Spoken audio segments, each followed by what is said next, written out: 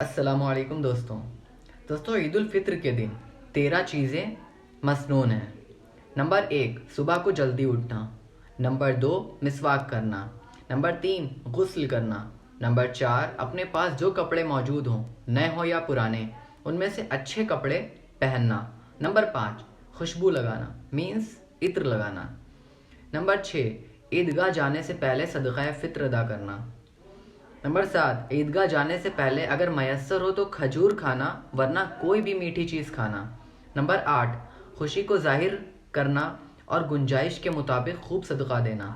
Number 9، عیدگاہ جلدی جانا۔ Number 10، عید کی نماز پڑھنے کے لیے عیدگاہ جانا، یعنی شہر کی مسجد میں بلا عذر نماز عید نہ پڑھنا۔ اگر عذر ہے تو آپ شہر کی مسجد میں پڑھ سکتے ہیں، ورنہ عیدگاہ جانا زیادہ صحیح ہے۔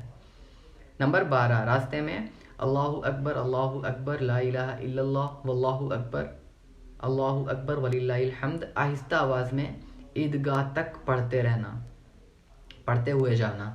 نمبر 13، ایک راستے سے جانا اور دوسرے راستے سے واپس آنا۔